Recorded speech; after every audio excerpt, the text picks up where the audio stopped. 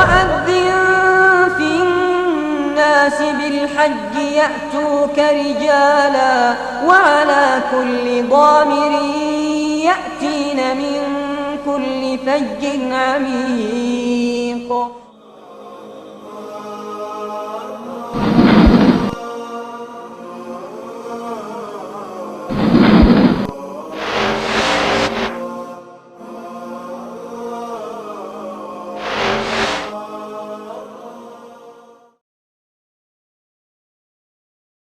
الحمد لله رب العالمين والصلاة والسلام على أشرف الأنبياء وسيد المرسلين نبينا وحبيبنا وقدوتنا وإمامنا محمد وعلى آله وصحبه أجمعين.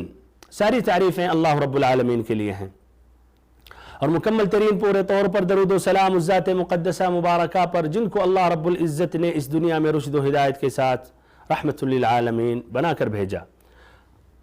واجب الاحترام بھائیوں، معزز ساتھیوں، ہماری ماؤں اور بہنوں، آج بحول اللہ و قوتہ حج کا طریقہ، حج کی صفت بیان کروں گا. اور اس سے پہلے تاکہ یہ موضوع مکمل واضح ہو جائے میں حج کے جو ارکان ہیں، ایسے ہی واجبات ہیں، سنن ہیں، محظورات یعنی ممنوعات ہیں، اور پھر ایسے وہ چیزیں جو ایک حاجی کے لیے یا احرام میں داخل ہونے کے بعد جائز ہیں، اور پھر ایسے ہی حج کی کتنی قسمیں ہیں یہ واضح کروں گا. تو پہلی بات ارکان الحج. ارکان الحج یہ 4 ہیں، حج کے 4 ارکان ہیں. پہلا رکن ہے الاحرام، اس سے مراد نیت. دوسرا رکن ہے عرفہ میں ٹھہرنا. تیسرا رکن ہے طواف افاضہ یا طواف زیارت. اور چوتھا رکن ہے صفا اور مروہ کے درمیان سعی کرنا. یہ ارکان ہیں، اس میں سے اگر ایک رکن بھی چھوٹ گیا تو حاجی کا حج ہرگز مقبول نہیں ہے. نمبر 2 واجبات الحج. حج کے جو واجبات ہیں وہ 7 ہیں. نمبر 1 میقات سے احرام باندھنا. دوسرا واجب یہ ہے جو دن میں میدان عرفہ میں ٹھہرے وہ غروب آفتاب تک ٹھہرنا اور غروب آفتاب کے بعد پھر عرفات سے نکلنا یا عرفات کو چھوڑنا. ایسے ہی تیسرا مزدلفہ میں رات گزارنا. ایسے ہی چوتھا ایام التشریق میں منی میں راتیں گزارنا. پھر ایسے ہی 5واں واجب یہ ہے کہ جمرات کو کنکریاں مارنا. پھر ایسے ہی 6واں واجب یہ ہے بال کو منڈوانا یا چھوٹا کرنا. پھر 7واں واجب ہے طواف الوداع، آخری جو طواف ہے یہ طواف ادا کرنا. بھائیوں اور بہنوں، یہ 7 واجبات میں سے اگر ایک واجب چھوٹ گیا یا ایک سے زائد چھوٹ گیا تو ہر واجب کے بدلے میں دم ہے، یعنی ایک بکرا ذبح کرنا ہوگا حدود حرم میں، اور ایسے ہی فقراء حرم یعنی مکہ والوں میں تقسیم کیا جائے گا. بھائیوں اور بہنوں، اس کے بعد سنن الحج. حج میں سنتیں ہیں اور یہ کافی ہیں، اور ادھر میں ذکر کرنا مناسب نہیں سمجھتا ہوں، اس لیے حج کی صفت میں اول میں بیان کروں گا. ارکان اور واجبات کے بعد تقریباً وہ سب کے سب وہ سنن ہیں. اس کے بعد ایک جو چوتھی چیز ہے حج کے متعلق وہ ہے محظورات الاحرام. محظورات الاحرام سے مراد یعنی احرام میں داخل ہونے کے بعد یا عمرہ یا حج کی نیت کرنے کے بعد جو چیزیں ممنوع ہو جاتے ہیں، ناجائز ہو جاتے ہیں وقتی طور پر، یہاں تک کہ آدمی یعنی اپنے اعمال سے فارغ ہو جائے یا یہاں تک کہ وہ حلال نہ ہو جائے، تو یہ ممنوعات، یہ محظورات الاحرام یہ جاننا ضروری ہے تاکہ ایک حاجی یا جو عمرے کی حالت میں ہے یہ ان چیزوں سے بچتا رہے، گریز کرتا رہے. نمبر 1 پہلا جو ممنوع چیز ہے احرام کے دوران وہ ہے بال کو منڈوانا یا چھوٹا کرنا یا جسم میں سے کسی بھی حصے میں کسی بھی بال کو کاٹنا یا اکھاڑنا. نمبر 2 ناخون کو تراشنا. نمبر 3 اس کے بعد یہ ہے کہ بدن میں خوشبو لگانا یا کپڑے پر خوشبو لگانا یا کھانے اور پینے میں خوشبو استعمال کرنا. ایسے ہی نمبر 4 شکار کرنا، جانور का शिकार करना या किसी जानवर की शिकार या किसी जानवर के शिकार करने की कोशिश करना या ऐसे ही किसी जानवर को उसके जगह से हटाना या ऐसे ही किसी शिकारी का मदद करना। और ये बात ये एक मुहरिम के लिए है और हुदूद हरम में चाहे इहराम की हालत में हो या गैर इहराम की हालत में हो ये जायज़ और दुरुस्त नहीं है। ऐसे ही नंबर 5 शादी करनी या किसी की शादी करानी या ऐसे ही किसी का पैगाम लाना, किसी का पैगाम देना शादी के मुतालिक, ये तमाम चीज़ें ममनू हैं। जिस तरह की मुस्लिम की रिवायत है उस्मान रज़ियल्लाहु अन्हु से कि आप सल्लल्लाहु अलैहि वसल्लम ने फरमाया ला यंकिहुल मुहरिम वला युनकिह वला यख्तुब। ऐसे ही फिर उसके बाद जो छठा महज़ूर है वो ये है कि बीवी के साथ हम बिस्तरी करना। फिर ऐसे ही नंबर 7 शहवत के साथ देखना या शहवत से ऐसे ही पकड़ना, छूना या बोसा देना। फिर ऐसे ही नंबर 8 ये है कि नंबर 8 ये है दस्ताना पहनना। ये तमाम ये 8 जिसका मैंने जिक्र किया ये तमाम मर्दों के लिए है और ऐसे ही औरतों के लिए भी है। फिर ऐसे ही इसके बाद 2 चीजें जो आदमियों के लिए खास है यानी उन पर ये ममनू है, औरतों पर ममनू नहीं है। वो ये है नंबर 1 सर को ढकना यानी टोपी से या मसलन ये जो है शिमाग से या इहराम के कपड़े से या ऐसे ही पगड़ी से अलमुहिम ढकना, ये जायज़ और दुरुस्त नहीं है। नंबर 2 सिला हुआ कपड़ा पहनना। सिला हुआ कपड़ा पहनना इससे मुराद नहीं है कि उसमें धागा ना हो, मुराद ये है सिला हुआ कपड़ा जिस तरह सिला जाता है उसी तरह ना पहना जाए। तो मसलन ये थोब है, ये थोब जिस तरह पहना जाता है उस तरह ना पहना जाए इहराम की हालत में। लेकिन अगर इसी कपड़े को किसी ने अपने ऊपर रख लिया चादर की तरह तो कोई हर्ज नहीं है। तो मकसद सिला हुआ कपड़ा मसलन बंतलोन या बूशर्ट, पैजामा या पैंट, इसको जिस तरह पहना जाता है उस तरह ना पहना जाए। भाइयों और बहनों ऐसे ही इसके बाद ये भी है आदमियों के मुताल्लिक कि वो मोजा नहीं पहने, जुराब नहीं पहने, ऐसे ही पैजामा नहीं पहन सकते हैं। और औरतों के लिए वो ऐसा नकाब का कपड़ा ना पहने जो आंख वाला हो, जिसमें आंख खुला हो, जिस तरह की उम्रा की सिफत में इस बात की वजाहत की गई। भाइयों और बहनों अगर किसी ने इन महज़ूरातिल इहराम में से मसलन सर ढक लिया या ऐसे ही बाल उखाड़ लिया या नाखून तराशा या औरत ने वो आंखों वाला वो नकाब पहन लिया जिसमें आंख खुला हुआ नजर आ रहा है या ऐसे ही आदमी ने सिला हुआ कपड़ा पहन लिया, तो ऐसी हालात में क्या होगा, शरई मसला क्या है?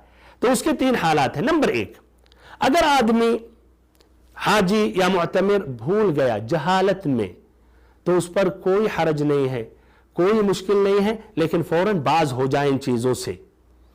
दूसरी हालत कैफियत यह है कि एक हाजी कस्दन और ऐसे ही अपने इख्तियार में था, आमिदन यानी मुतअम्मिद जान भूल के उसने किया, इन चीजों का इर्तिकाब किया, तो ऐसे हालत में वो गुनहगार है और नंबर 2 उस पर फिदिया वाजिब है। ऐसे ही तीसरी हालत यह है कि आदमी को जरूरत पड़ी उसको कि बाल मुंडवा ले या नाखून को काट ले, नाखून तराशे, जरूरत पड़ गई वरना तकलीफ है, तो ऐसी हालत में ये जो जरूरत के तहत उस पर फिदिया वाजिब है, लेकिन वो गुनहगार नहीं होगा। फिदिया क्या है? ये अल्लाह रब्बुल इज्जत ने कुरान मजीद में फरमाया सूरत अल-बकरा के आयत नंबर 196 में, फफिदियतुन मिन सियामिन औ सदक़तिन औ नुसुक, एक बकरा ज़बह करे, फुक़राए हरम में तकसीम करे, या 6 मिस्कीनों को खाना खिलाए, या 3 दिन रोज़ा रखे। भाइयों और बहनों, जहाँ तक शिकार के मुतालिक बात है या बीवी से हम बिस्तरी करने का मसला है, ये इसलिए कि एक तवील है, अलग ही ये मौजू है, बहरहाल गालिबन इसमें लोग वाक़ई नहीं होते हैं, तो इसलिए इसकी तफसील में मैं जाना बेहतर और मुनासिब नहीं समझता हूँ। लेकिन अगर ज़रूरत है तो अहले इल्म से आप राबता कायम करें और उनसे इसके बारे में सवाल करें। इसके बाद हाजी के लिए या इहराम की हालत में जो चीजों का करना जायज है ये वाज़ेह कर रहा हूं ताकि ایک حاجی اس شک میں مبتلا نہ ہو کہ یہ جائز ہے یا غیر جائز ہے. تو وہ چیزیں جو جائز ہے حالت احرام میں اس میں سے ہے جیسے گھڑی پہننا، ایسے انگوٹھی، ایسے ہی چشمہ استعمال کرنا، یا ایسے ہی ہیڈ فون لگانا، یا ایسے ہی جو بیلٹ لگاتے ہیں یا سامان کے لیے رکھتے ہیں، اس میں کوئی حرج نہیں ہے. ایسے ہی چھتری کا استعمال کرنا، یا گاڑی کے نیچے سائے میں رہنا یا خیمے کے سائے میں رہنا. ایسے ہی احرام کے کپڑوں کو غسل کرنا یا دھلنا، یا ایسے ہی احرام کے کپڑوں کو دھلنا یا احرام کے کپڑوں کو بدلنا، یا آدمی حالت احرام میں غسل کرے، بال کو دھلے، کوئی حرج نہیں. اگرچہ کچھ بال گر بھی جائیں تو قصداً اس نے نہیں کیا ہے تو اس میں کوئی حرج نہیں ہے. ایسے ہی اگر سویا تھا اور نیند کی حالت میں، نیند کے غلبے میں سر کو ڈھک لیا اور اپنے اختیار میں اس کے نہیں تھا تو کوئی حرج نہیں ہے، لیکن جب بھی یاد آئے تو اس کو ہٹا لے. یہ تمام چیزیں جائز اور مستحب ہیں، یہ تمام چیزیں یہ جائز ہیں، اس میں کوئی حرج نہیں ہے. بھائیو اور بہنوں، اس کے بعد اب میں ذکر کر رہا ہوں حج کی قسمیں. ایک یہ بہت ہی مہم سوال ہے. بہت سے ہمارے بھائی یہ سوال کرتے ہیں کہ حج کی کتنی قسمیں ہیں اور یہ حج میں کیا فرق ہے تینوں قسموں میں. تو یہ مسئلہ پہلی بات تو بہت ہی آسان ہے، تینوں میں معمولی فرق ہے اور اس کے بعد سبھی کا عمل یا کام ایک ہی ہے. تو یہ قسمیں تین ہیں. نمبر ایک، حج تمتع. حج تمتع، حج تمتع سے مراد یہ ہے کہ اشہر الحرم میں، یعنی شوال، ذی قعدہ اور ایسے جو 10 ذی الحجہ کے ایام ہیں، ان مہینوں میں میقات پر پہنچ کر ایک مسلمان عمرہ کی نیت کرے اور عمرہ سے فارغ ہو جانے کے بعد ایام الحج میں حج ادا کرنے کی نیت کرے. تو یہ ہے حج تمتع. اور ایسے حاجی پر ہدی کا جانور یا ایک جانور، ایک قربانی کرنا واجب اور لازمی ہے.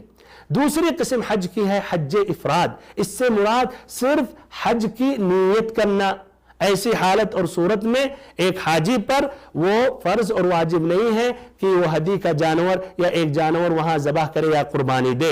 تیسری قسم ہے حج قران. اس سے مراد یہ ہے کہ ایک ہی ساتھ حج اور عمرہ دونوں کی نیت کرنا. ایک ہی ساتھ حج اور عمرہ دونوں کی نیت کرنا، اس کو کہا جاتا ہے حج قران. اور ایسے حاجی پر یا جو قارن ہے اس پر ہدی کا جانور فرض ہے، ضروری ہے. یاد رکھیں کہ حج قران میں حج افراد میں کوئی فرق نہیں ہے. صرف فرق اتنا ہے کہ جو قارن ہے اس پر ہدی کا جانور یا ایک قربانی کرنا واجب ہے، اور جو مفرد ہے اس پر یہ قربانی واجب اور لازمی نہیں ہے. بھائیوں اور بہنوں، ہم اس طرح اب پہنچتے ہیں اور بیان کرتے ہیں حج کا طریقہ، حج کی صفت. حج شروع ہوتا ہے 8 ذی الحجہ سے. 8 ذی الحجہ کو کہتے ہیں یوم الترویہ. یوم الترویہ جس دن حجاج بیت اللہ الحرام منی جاتے ہیں. اب حجاج بیت اللہ الحرام یا 3 قسم کے جو حاجی ہیں ان کو کیا کرنا چاہیے؟ تو کیا کرنا چاہیے یوم الترویہ میں؟ یوم الترویہ میں کیا اعمال ان کو کرنے چاہیے؟ اس سے پہلے ضروری ہے کہ جانیں کہ 8 ذی الحجہ سے پہلے کیا کرنا چاہیے. تو نمبر 1، وہ حاجی جنہوں نے قران کی نیت کی ہے یا افراد کی نیت کی ہے تو ان کے اعمال مختصر اختصار کے ساتھ 8 ذی الحجہ سے پہلے یہ ہے. نمبر 1، میقات پر پہنچ کر وہ احرام باندھیں گے اور ایسے ہی نیت کریں گے، اور پھر ایسے ہی وہ جس کی انہوں نے نیت کی ہے وہ الفاظ کو ظاہر کریں گے. تو جس نے افراد کی نیت کی ہے وہ کہیں گے لبیک حجتن، اور جنہوں نے قران کی نیت کی ہے وہ کہیں گے لبیک عمرتن وحجہ. یہ نمبر 1. نمبر 2، پھر وہ طواف قدوم کریں گے، طواف قدوم کریں گے. نمبر 3، پھر وہ سعی کریں گے. اگر طواف قدوم نہیں کیا، نہ انہوں نے سعی کی، کوئی حرج نہیں ہے. ڈائریکٹ اگر منی چلے گئے یا ایسے ہی 9 ذی الحجہ کو یہ عرفات چلے گئے، کوئی حرج نہیں ہے. لیکن اگر پہلے پہنچے اور انہوں نے طواف کیا تو یہ بہتر ہے اور افضل ہے، اور اگر اس کے بعد سعی بھی نہیں کیے تو کوئی حرج نہیں ہے. لیکن اگر انہوں نے سعی کر لی تو حج کے دن پھر انہیں سعی کرنے کی ضرورت نہیں. اس لیے حج افراد اور حج قران میں صرف ایک ہی سعی واجب ہے.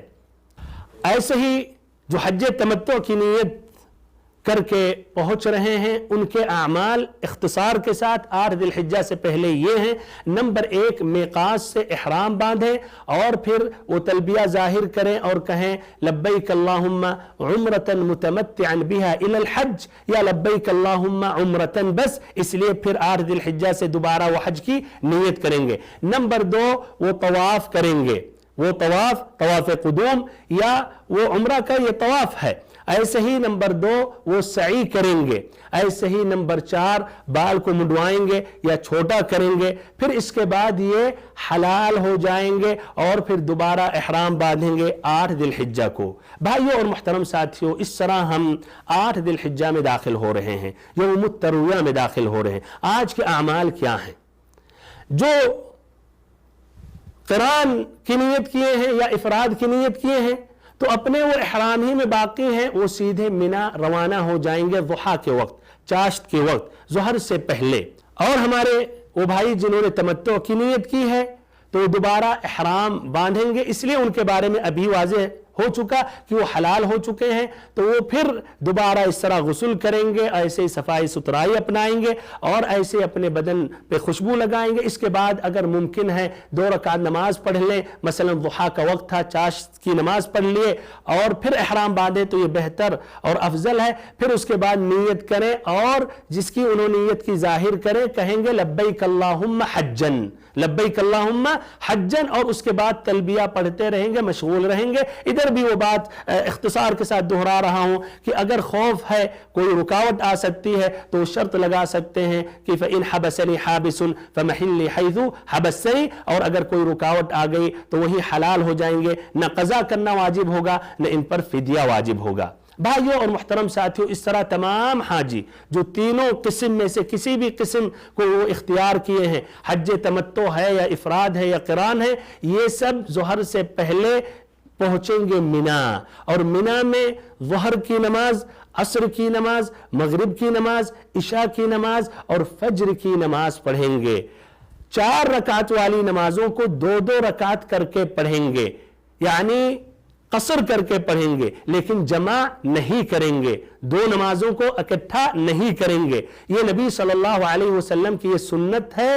और ये भी बात वाज़ेह करूं, मक्का वालों को भी चाहिए अगर वो हज की नीयत करके मिना पहुंच रहे हैं, वो 2 रकात करके नमाज पढ़ें। उसकी दलील ये है कि नबी सल्लल्लाहु अलैहि वसल्लम के साथ मक्का वालों ने हज किया और उन्होंने भी आप सल्लल्लाहु अलैहि वसल्लम के पीछे उन्होंने नमाज पढ़ी। और ये नहीं आता है कि आप सल्लल्लाहु अलैहि वसल्लम ने मक्का वालों से कहा कि तुम लोग अपनी नमाज पूरी कर लो, जबकि फतह मक्का के वक्त अबू दाऊद की रिवायत है, इमरान बिन हुसैन रज़ियल्लाहु अन्हु से मरवी है कि आप सल्लल्लाहु अलैहि वसल्लम 2-2 रकात करके नमाज पढ़ते थे, यानी 4 रकात वाली नमाजों को, और उसके बाद सलाम फेरने के बाद आप कहते थे अतिम्मु या अहल मक्का फ़इन्ना क़ौमुन सफ़रुन, कि अहले मक्का अपनी नमाज तुम पूरी कर लो, हम सफर की हालत में हैं। तो भाइयों और बहनों, ये एक इख्तिलाफी मसला है, लेकिन आपके सामने ये हदीस है और ये सही मसला यही है इंशाअल्लाह कि अहले मक्का भी अगर हज कर रहे हैं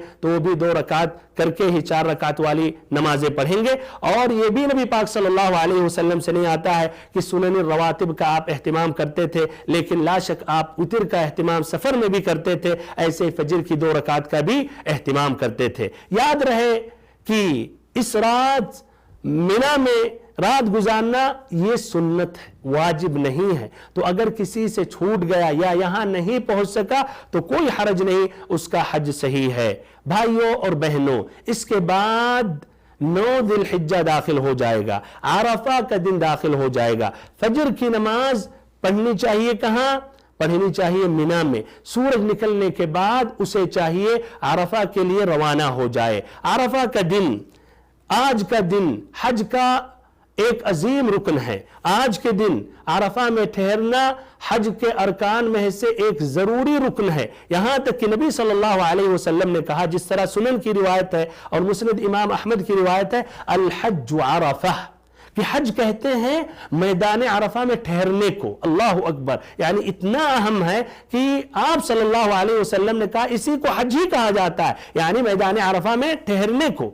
ऐसे ही यही अरफा का दिन है जिस दिन शरीयत मुकम्मल हुई और अल्लाह ताला ने अर्श से कुरान मजीद की आयत करीमा नाजिल की, अल-यौम अकमलतु लकुम दीनकुम व अतममतु अलैकुम निअमती व रदीतु लकुमुल इस्लाम दीना। आज के दिन हमने तुम्हारे लिए तुम्हारे दीन को मुकम्मल कर दिया और अपनी नेमत पूरी कर दी और इस्लाम को दीन की हैसियत से हमने पसंद कर लिया। सूरत अल-माइदा आयत नंबर 3। भाइयों और बहनों, आज का दिन निहायत ही अजीम दिन है।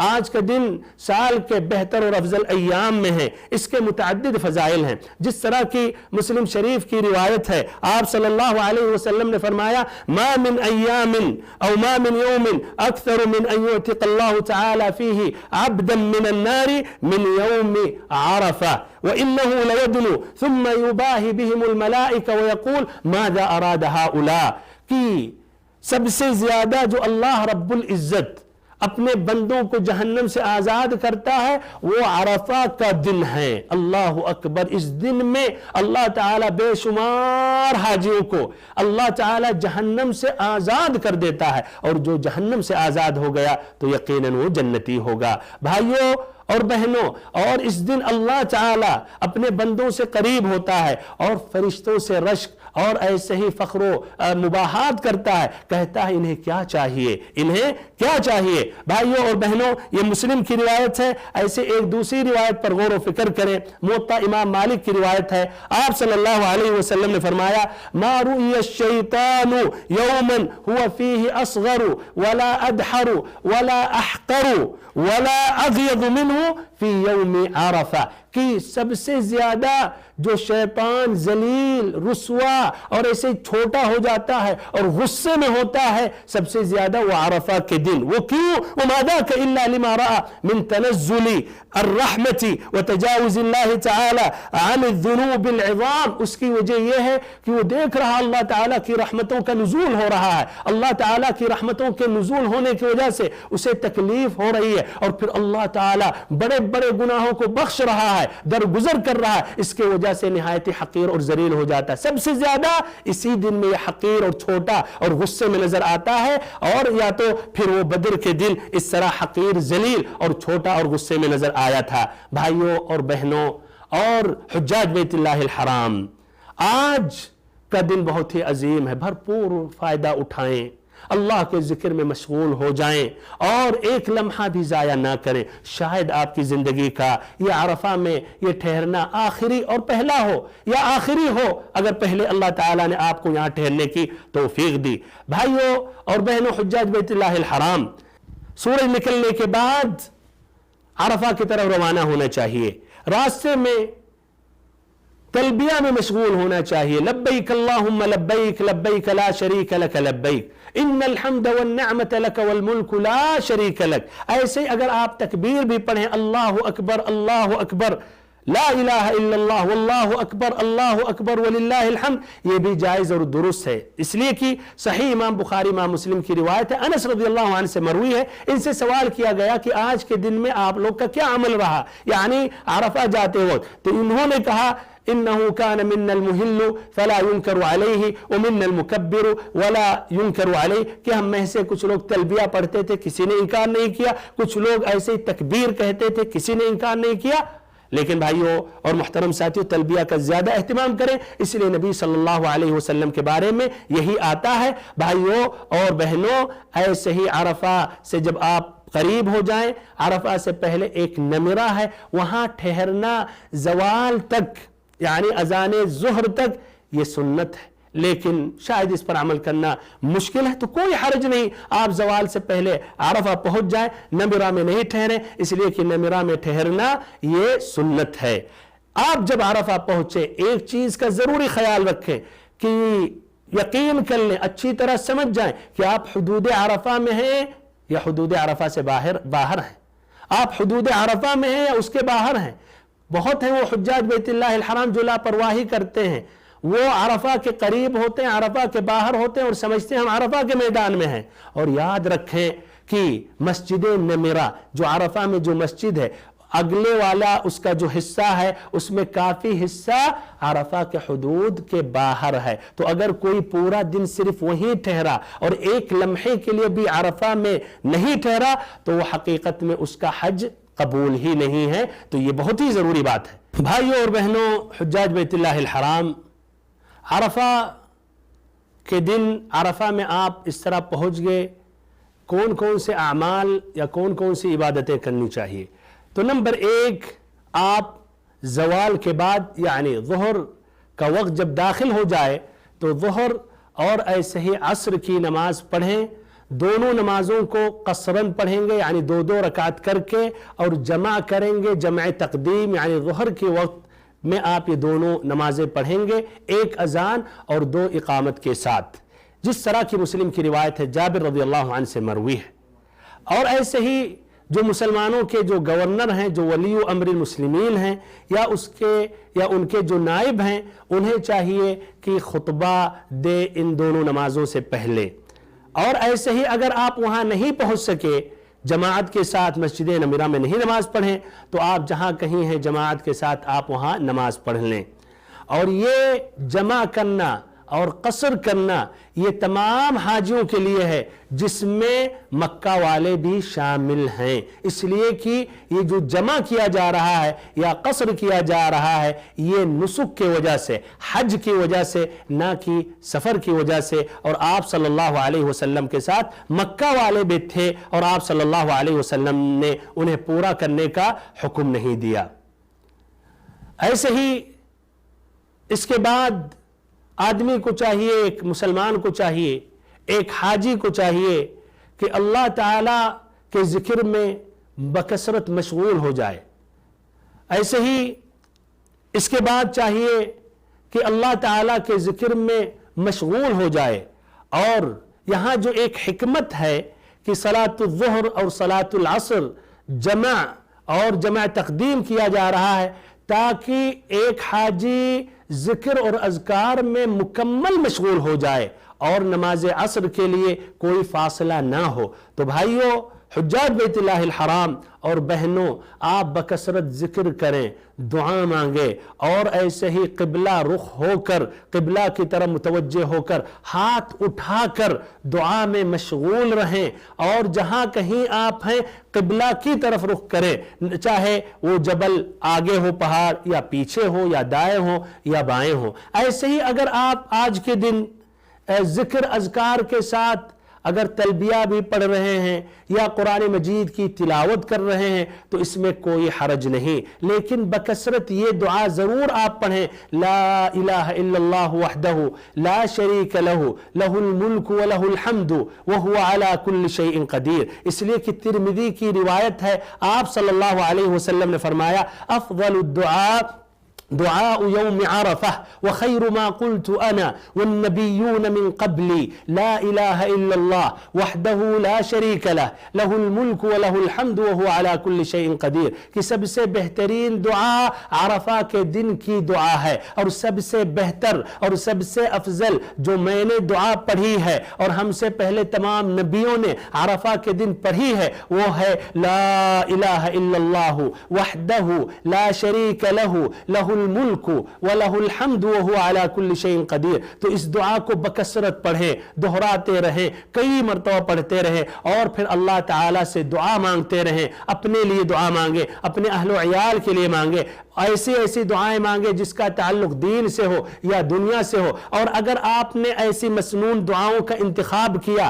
اور اپنے ساتھ کسی کتاب میں لائے یا لکھ لیے تو کوئی حرج نہیں ہے، کتاب کے ذریعے آپ اللہ تعالیٰ سے دعا کرتے رہیں. اور اگر آپ کے پاس کتاب نہیں ہے یا آپ کو اتنی دعائیں یاد نہیں ہیں تو آپ اپنے الفاظ میں اللہ تعالیٰ سے گر گراتے ہوئے، روتے ہوئے، خشوع و خضوع سے مانگے. اللہ تعالیٰ سب کی مرادیں پوری کرتا ہے، سب کی سنتا ہے، سب کی زبانوں سے رب العزت واقف ہے. بھائیوں اور بہنوں، اس طرح آپ اس ذکر میں دعاؤں میں مشغول رہیں گے یہاں تک کہ سورج ڈوب جائے، اور سورج ڈوبنے کے بعد پھر آپ عرفہ کو چھوڑ کر مزدلفہ کی طرف روانہ ہوں گے. مزدلفہ کے متعلق وہ باتیں ذکر کرنے سے پہلے ادھر میں ذکر کر رہا ہوں عرفات ہی کے متعلق چند اہم باتیں. پہلی بات یہ ہے کہ جو حاجی میدان عرفہ میں دن میں پہنچے یعنی 9 ذی الحجہ کو دن میں پہنچے زوال سے پہلے یا زوال کے بعد یا عصر کے وقت تو ان پر واجب ہے کہ غروب آفتاب تک میدان عرفہ ہی میں رہیں غروب آفتاب تک اس لیے کہ آپ صلی اللہ علیہ وسلم غروب آفتاب تک ٹھہرے دوسری بات یہ ہے کہ میدان عرفہ میں وقوف یا کس وقت سے ثہرنا چاہیے اس کا اول وقت کیا ہے اور آخری وقت کیا ہے تو اس کا اول وقت ہے 9 ذی الحجہ کا فجر ثانی فجر ثانی سے لے کر آخری وقت غروب آفتاب نہیں ہے بلکہ فجر ثانی یوم النحر یعنی 10 ذی الحجہ کے فجر ثانی تک یعنی تقریباً 24 گھنٹے تو اگر آپ دن میں پہنچے تو غروب آفتاب کے بعد نکل جائیں اور اگر کوئی پیچھے رہا دن میں نہیں پہنچ سکا تو رات میں بھی پہنچ گیا یعنی جس وقت سب مزدلفہ میں ہوں گے یا مزدلفہ کی طرف روانہ ہوں گے اگر عرفات میں آپ ٹھہر گئے فجر ثانی سے پہلے یعنی 10 ذی الحجہ کے فجر ثانی سے پہلے فجر سے پہلے تو آپ نے اس طرح یہ رکن پا لیا اور آپ کا اس طرح حج صحیح ہوگا جس طرح کی اس میں متعدد حدیثیں مروی ہیں تیسری بات یہ ہے کہ کچھ لوگ اس پہاڑ پر جس کو جبل الرحمہ کہتے ہیں اس پہ چڑھنا مسنون سمجھتے ہیں بہتر سمجھتے ہیں اسی لیے اس پر بھیڑ لگی ہوتی ہے جبکہ نبی صلی اللہ علیہ وسلم سے یہ ثابت ہے کہ آپ پہاڑ کے نیچے تھے اور آپ نے پہاڑ کو اپنے اور قبلہ کے درمیان کیا آپ نے اس جبل کو اس پہاڑ کو اپنے اور قبلہ کے درمیان کیا تو اگر کوئی وہاں پہنچ سکے اس پر عمل کرے تو لا شک یہ زیادہ بہتر اور افضل ہے لیکن اگر آپ سے یہ دور ہے تو کوئی ضروری بھی نہیں ہے اس لیے کہ آپ صلی اللہ علیہ وسلم نے کہا یہ مسلم کی روایت ہے وقفت ہا ہنا وعرفہ کلھا موقف کہ میں یہاں ٹھہرا لیکن میدان عرفہ یہ پورا میدان یہ ٹھہرنے کی جگہ ہے بھائیوں اور محترم ساتھیوں ایک تیسری بات یہ ہے کہ عرفہ کے دن عرفہ کا روزہ رکھنا ایک حاجی کے حق میں بہتر اور افضل نہیں ہے اس لیے کہ نبی صلی اللہ علیہ وسلم حالت افطار میں تھے جب میدان عرفہ میں ٹھہرے تھے اور اسی پر سلف صالحین صحابہ کرام اور تابعین نے عمل کیا یعنی عرفہ کے دن جب وہ میدان عرفہ میں ہوتے تھے حج کے ایام میں ہوتے تھے حج کے لیے نکلے ہوتے تھے تو روزہ نہیں رکھتے تھے یہ چوتھی بات تھی پانچویں بات یہ ہے کیا کھڑے ہو کر دعا مانگنا زیادہ بہتر ہے یا آدمی بیٹھ جائے تو بھائیو یہ دونوں صورتوں میں یہ دونوں حالات آدمی کے اوپر ہے اگر آپ کو زیادہ خشوع خضوع ہے کھڑے ہونے میں اس میں زیادہ آپ کے اپنے دل میں خشوع پا رہے ہیں اور اس میں اس طرح آپ زیادہ انتہائی اللہ تعالیٰ کی طرف خشوع کے ساتھ مائل ہو جا رہے ہیں تو یہ زیادہ بہتر ہے اور اگر آپ کے حق میں بیٹھنا بہتر ہے تو یہ زیادہ بہتر ہے المہم دونوں حالات صحیح ہیں آپ کو فائدہ اٹھانا چاہیے ذکر و اذکار کا اہتمام کرنا چاہیے یہ باتیں تھیں عرفات کے متعلق اس طرح ہماری بات مکمل ہو گئی اور عرفات کا دن یہ جو حج کا ایک عظیم رکن ہے اس پر بات مکمل ہو گئی اب آپ اس طرح مزدلفہ کی طرف روانہ ہوں اور مزدلفہ میں پھر کیا کرنا ہے انشاءاللہ میں آئندہ ملاقات میں ذکر کروں گا اللہ تعالیٰ سے آخری میں دعا کرتا ہوں کہ اللہ تعالیٰ آپ سبھی کا حج قبول فرمائے آپ کی دعاؤں کو قبول فرمائے اور اللہ تعالیٰ آپ سبھی کو دنیا اور آخرت دونوں میں بھلائی کامرانی اور کامیابی عطا کرے آمین یا رب العالمین وصلی اللہم وسلم وبارک ونعم علی عبدک ورسولک محمد